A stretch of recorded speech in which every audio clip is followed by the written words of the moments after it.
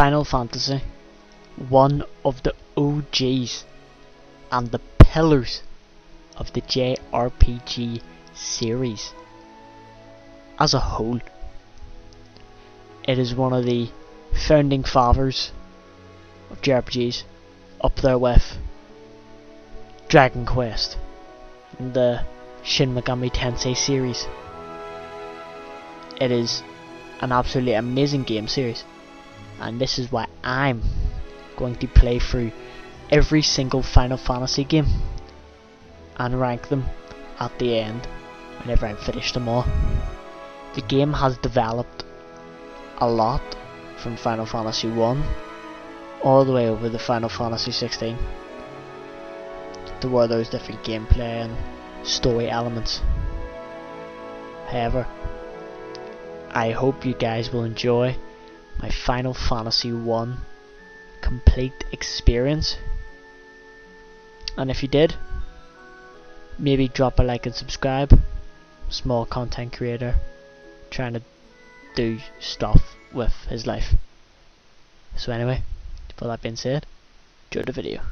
Get started off with this beautiful title screen and pick the Warrior, Thief, White Mage and Black Mage, which is Ruckus. I don't read text. I don't read text. It's just a bunch of exposition at the start of the game saying that the world is destroyed. So then we go to the king. We all have all the shards of the different crystals. We are the warriors of light. We have to go around and restore order and the crystals back to their original selves, because they've been tainted by Garland, I think. So we have to then go to the castle to fight Garland. However, we need to get some magic. So we got Cure, Dia and Protect on the White Mage. We then get Fire, Thunder, and then Focus on the Black Mage, which obviously we need. We then get some weapons, so I get the Rapier for the Thief and the main character, and then we get leather armor and chainmail armor for the Thief and main character. And then we make our way into the castle, which is the Chaos Shrine. And who do we encounter here? Well, it's Garland, and he says he's gonna take us all down because he's kidnapped the princess. So this is our first boss battle in Final Fantasy 1, the first of many, because I'm getting through the other 15. And this went really easily. Just spam heals with the White Mage, and then damage with the other ones. And yeah, this fight goes down really easily. Garland doesn't do that much damage to where you really need to fret. And there are a lot of healing items that you're able to pick up before this, if you are in trouble and you can buy potions in the shop. But yeah, this fight was very easy. Beat him. Beat him. Oh wow. This guy's just a basic enemy. Now that we've saved the princess, she's obviously very thankful because we saved her from big bad Garland. So we're able to take her home to her dad, who is the king of the main city. Then we get to the bridge and we get a long 1 minute exposition dump, which basically says we're going to continue on, purify the crystals, get the job done, bada bing, bada boom, forget about it. After looking through the area, I find this cave and this old witch woman who we need to find her eye, and then she'll give us something which will happen a little bit later on in the game. Then we make our way to the second main city, Provokia, and then we encounter the next mini boss, you could say, which is 9 pirates, which get taken down easily enough. The only thing that's hard about it is we don't have access to AoE spells, so we have to just take them down one by one, but they're not a big threat as they don't do that much damage.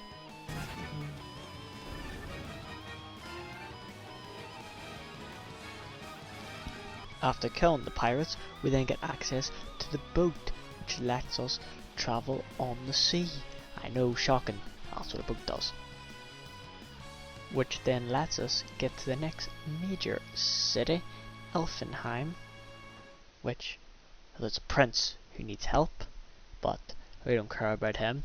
First of all, we go to this abandoned western keep, who still has the king, who was tricked by the king of the dark elves, so we need to get something back for him.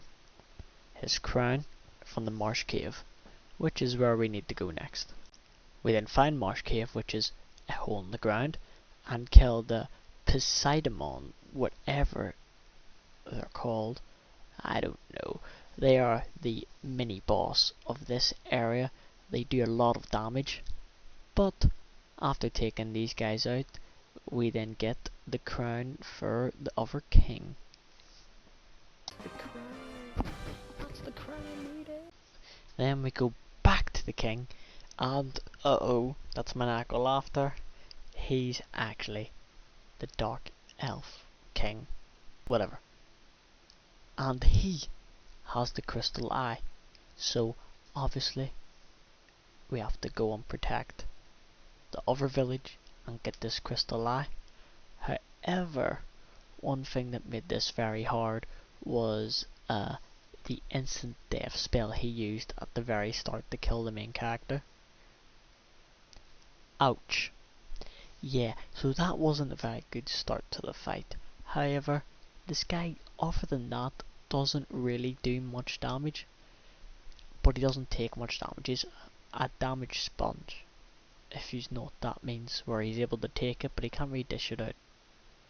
So it's just a long-winded 3-minute fight, where I just do the same thing, trying to buff my allies, healing them when needed, and he uses the move Haste, which is one of the most overpowered spells in the game, which I will get soon enough, which basically makes this game a walk in the park. But this boss didn't go too badly, other than the start. Big damage. I'll go for another halo. Trying to put this under there. He just wasting time here. Yeah, he just got absolutely bodied.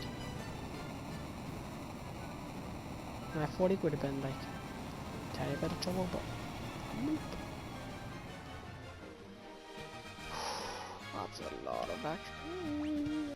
Now we're able to go back to the witch and give her her crystal eye, which then gives us the Jolt Tonic. The Jolt Tonic is able to wake up the sleeping prince in the main castle in the second town.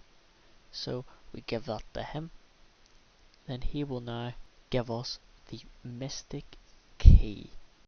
We then go back to the original castle at the start of the game, using the mystic key to then get the nitro powder, which whenever we take it to a specific dwarf person, miner, and he will blow up a part of the map. And here we are, just going through that blown up part of the map, and then we make it to the next city, Melmond, which we quickly just get out of there. So then we go on to the next part of the game, the Cavern of Earth. And when we get down to the second lowest floor, we then fight the next boss, Vampire, who is incredibly easy. So for this fight, I'm able to use haste on with the Black Mage, and I put it onto the main character, and that essentially makes it so you do basically double the hits. So you can see how well that's gonna be used.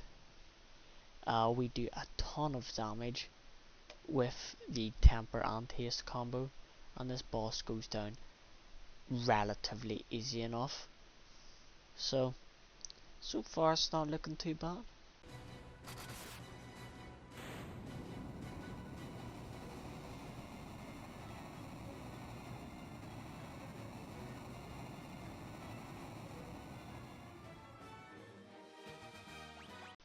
Then, after killing the vampire, we leave the chest beside his dead corpse, and we get the Star Ruby. The Star Ruby then gives us access to this old man, who gives us the Earth Rod, which lets us go and fight the first main boss, one of the 4 elemental fiends, the Lich. The Lich is quite a hard enemy at this point in the game.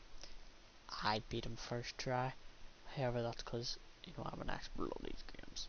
He takes very little damage from the thief and from the main character, so use haste, temper to increase the amount of hits and the amount of pure damage he does. I do that on both the thief and the hero. This guy, I think, is the tankiest out of all the main elemental fiends. The rest of them take a lot more damage, but other than that, he doesn't do too much damage himself. As you see there, that's 200 damage with that hit. So this fight went pretty smoothly. He can use haste as well to quicken up his moves, but he mostly uses different types of elemental magic.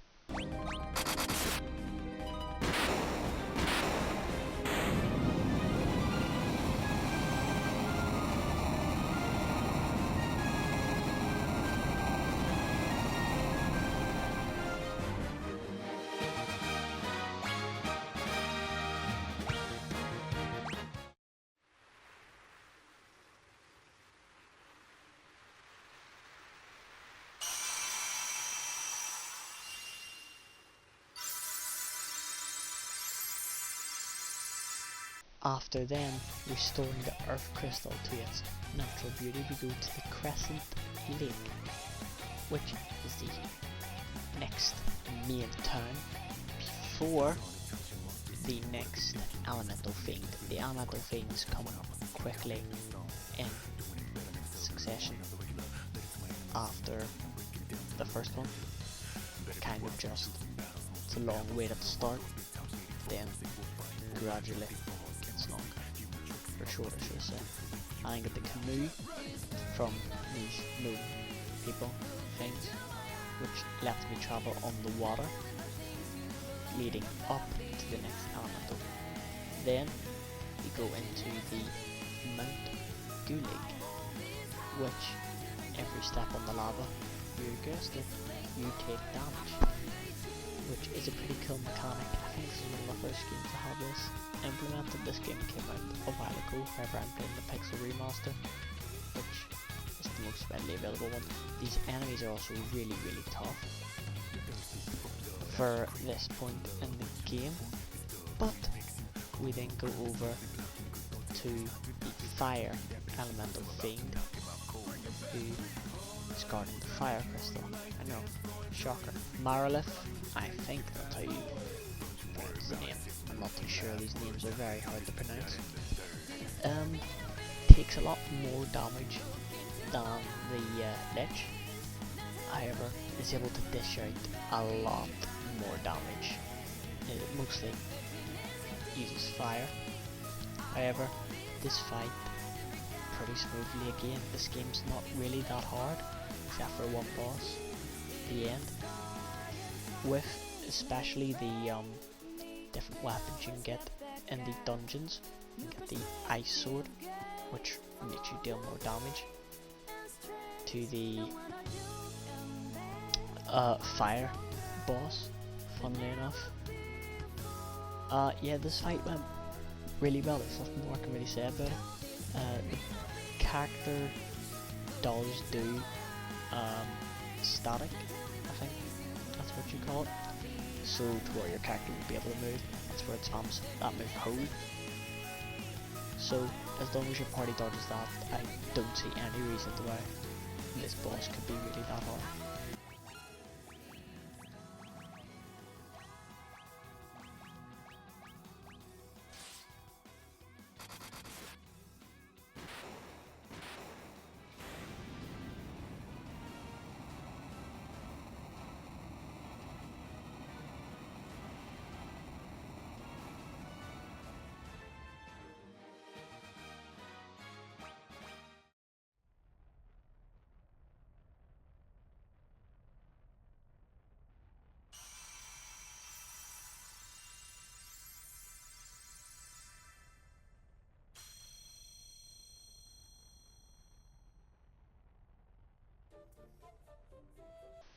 Above where the fire cavern is, there is an ice cavern. I don't know how that makes sense, but anyway, the Poseidons that were mini bosses in the first area are now bosses. Well, not bosses, basic enemies here. They do literally no damage, as you can see. They do 2 damage to my character. But this isn't what we're here for, to grind on these basic enemies. We are here to get the Levy Stone, and to get the Levy Stone we need to kill the Evil Eye, which I think is just supposed to be a basic enemy, because this guy could not take hits for the life of him, and he could not deal hits at all. He got zapped.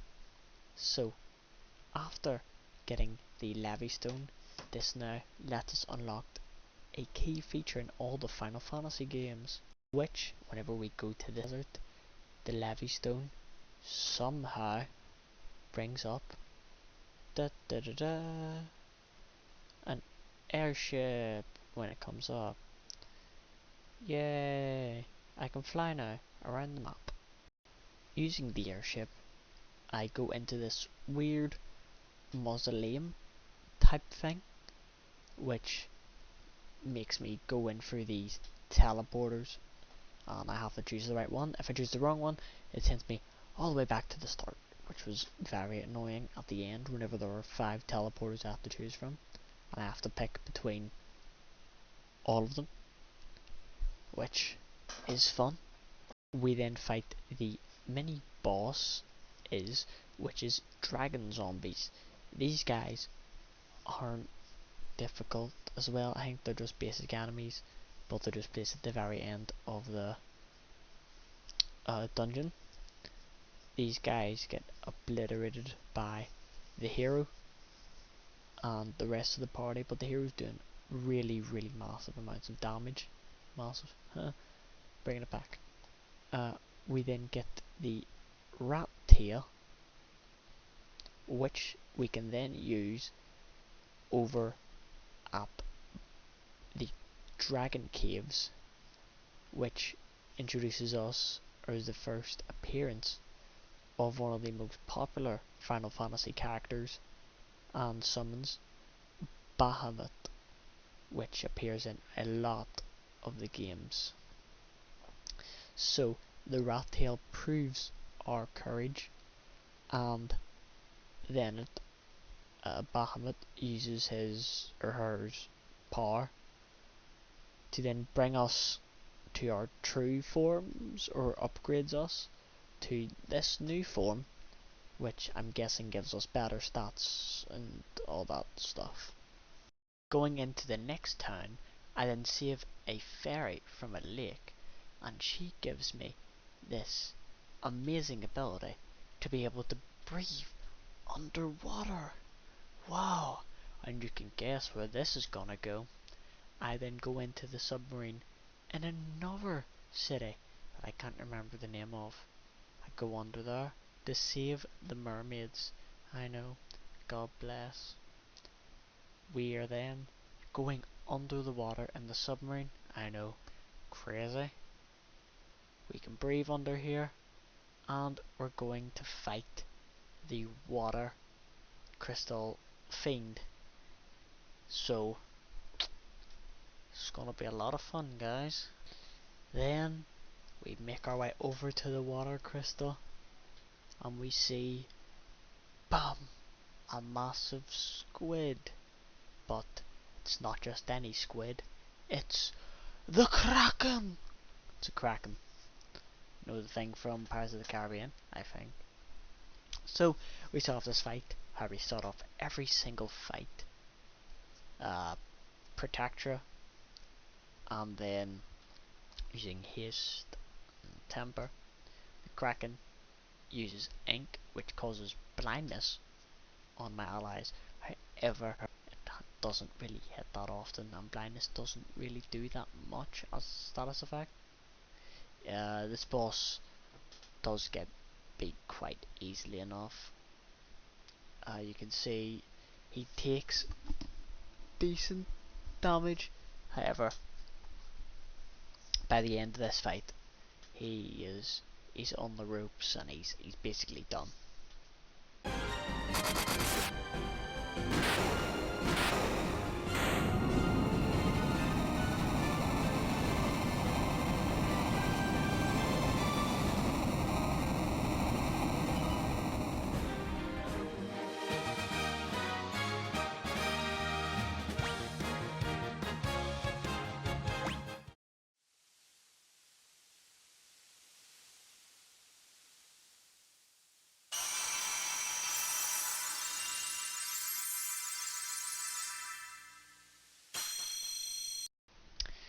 We go back into the underwater place and then get the Rosetta Stone, which, when given to a translator in a past town, then teaches us the language of the Sky People.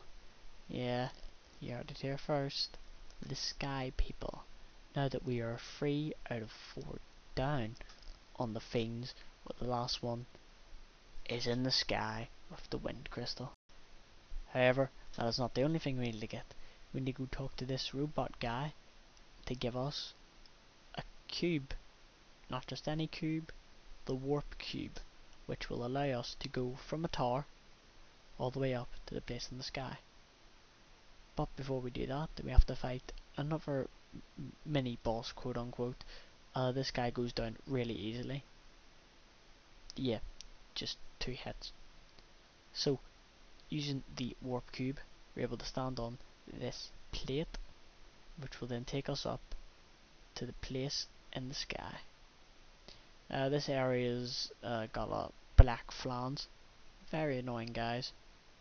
They take no physical damage basically, and are only weak to magic. But obviously I don't want to waste my magic casts on basic enemies. So you kind of just have to pick the best moments to use that. And also, just before we fight the Wind Fiend, we're able to get the Adamatite, Adamantite, which is able to make the best weapon in the game, which I will go to after beating the Wind Fiend. The Wind Fiend now appears after getting to the final point in this dungeon. We are almost at the end, guys. Thank you for staying with me. And it is Tiamat, who looks like a kind of Hydra thing. Fun fact about Tiamat, in the original games, and also in the PSP ports of Final Fantasy 1, he was not resistant to petrify, which would just instantly kill him. So yeah, that's fun. He also does a shit ton of damage with his whole party targeting spells. So this guy's definitely the hardest out of all of the fiends by far. However, he's still manageable. We do really good damage to him.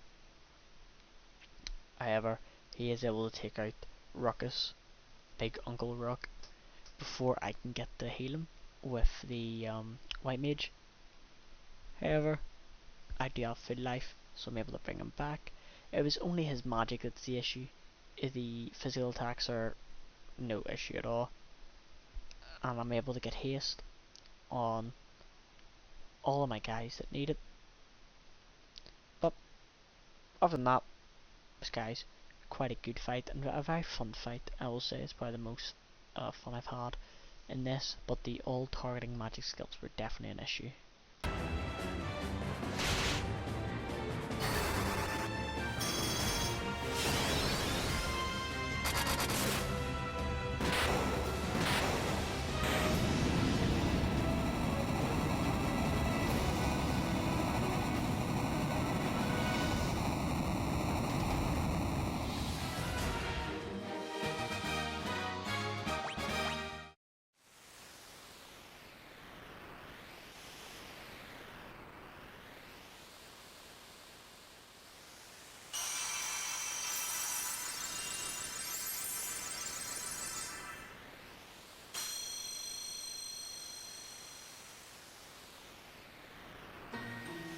Using the Alamatite ore that I got from the wind sky place of Tiamat, I'm able to get the best weapon in the game that does the most damage, Excalibur, which appears in a lot of the other games as well, but its most iconic debut is in the first one, the legendary weapon for the main character.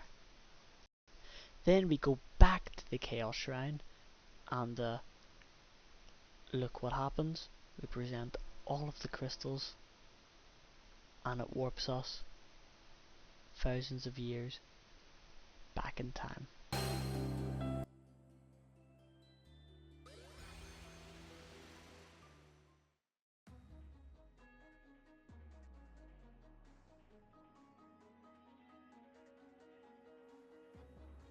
The Chaos Shrine is one of the biggest areas in the game, and I'm pretty sure is the biggest dungeon.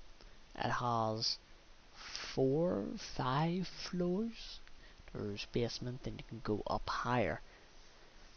But all of this is just the surface of the iceberg. Because guess who's back? I know that yellow orb from anywhere, and it's our best buddy, the Lich, from the start of the game. I'm just gonna go past all the elemental lords, just say a couple sentences because you've already saw me do this again. The elemental lords get new moves, get updated health bars, but other than that, they're really the same as the first time you fought them.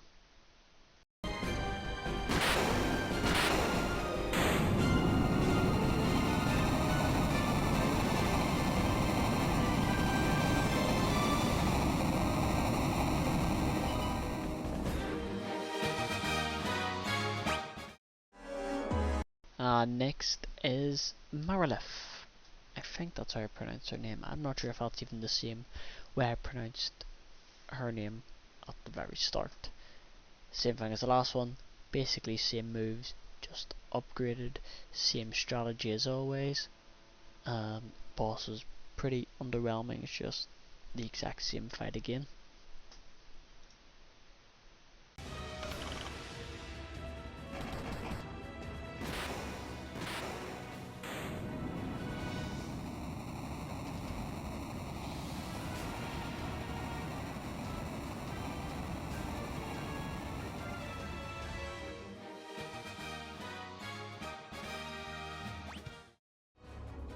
You wouldn't believe who's next?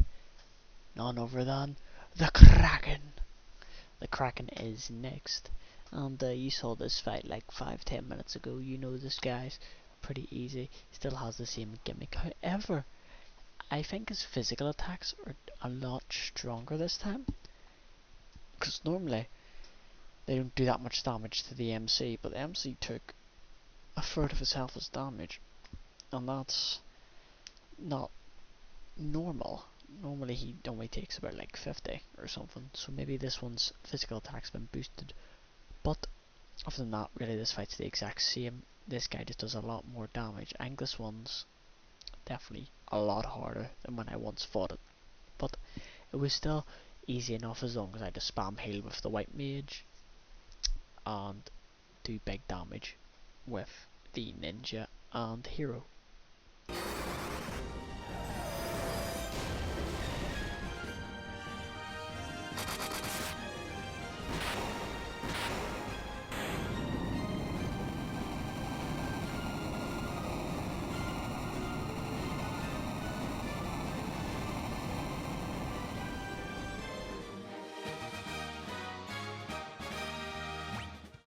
And finally, the last fiend.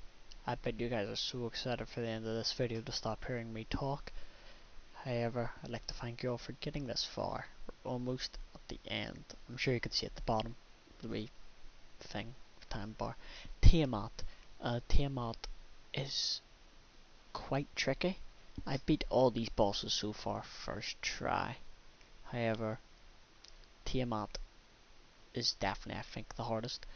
Just the AoE magic that does a large amount of damage due to him getting buffed up from his previous fight. However, I just use the same strategy over and over again, just let the melee guys do all the damage and just pray that he doesn't use big magic attacks over and over and over again so my guys can actually live. But this guy was quite fun, very challenging as well.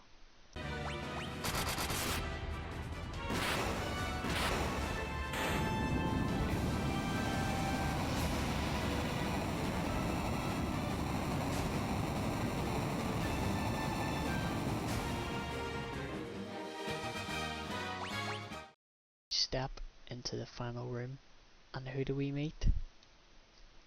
Garland. Yep, the boss from the very start of the video, who was like a basic enemy. However, that was 2000 years ago. He is now an absolute beast, and he is the one who set all of this up from the start. He sent all the fiends, and look at him now, absolute unit. Although you may be questioning, where's his arms? He doesn't need them. He's like Gojo, he doesn't need them. That was a spoiler. And the fight begins. So, Chaos is the only boss that took me 2 tries to beat. This guy is very hard, and it also might be because I was a tiny bit under leveled. He spams the highest tier of magic, which includes Cyclone, Tsunami, Earthquake, and Blaze. He also has the tier below that. He has Blizziga, Fundaga, and Farraga. And he also has Flare, which is a very strong move, and he also has Haste. So, Chaos is very strong, and he has 20,000 HP. As you saw my main character, he did 300. I'm gonna be here for the long haul. So, battle plan.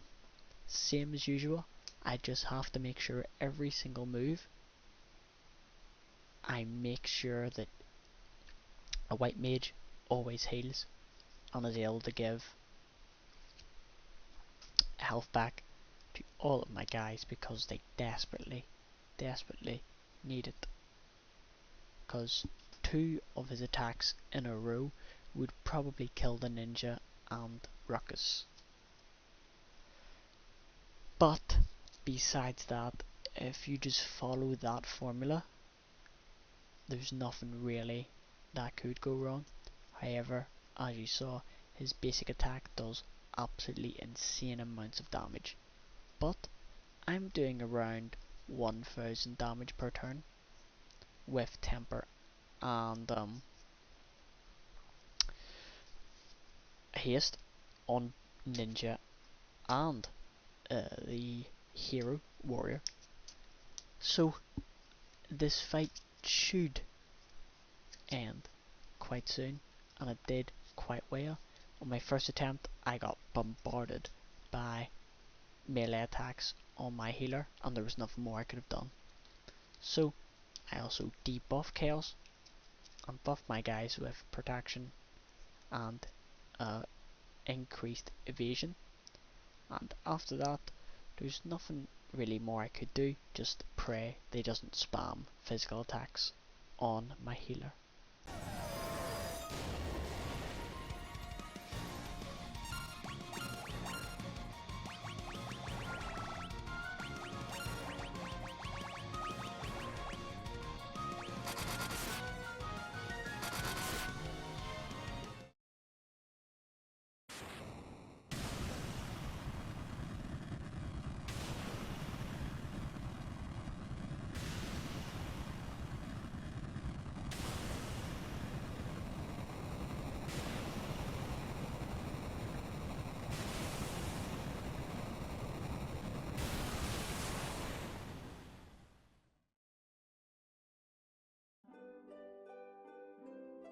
And guys, that is the end of me playing Final Fantasy 1. Final Fantasy 1 is an incredible game, and with its release as the Pixel Remaster, it is available basically everywhere. I highly recommend that you play Final Fantasy 1. It is an incredible experience. It is quite short, but isn't that expensive as well. It's only like £6, I believe. But yeah, absolutely fantastic and amazing. And I want to thank you all for getting this far into the video. This is greatly appreciated from a small creator. And yeah, hope you enjoy my future videos and ventures. And yeah, thank you guys for watching.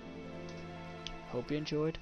Don't forget, like and subscribe if you enjoyed, it really does help a lot. And I'll see you all later.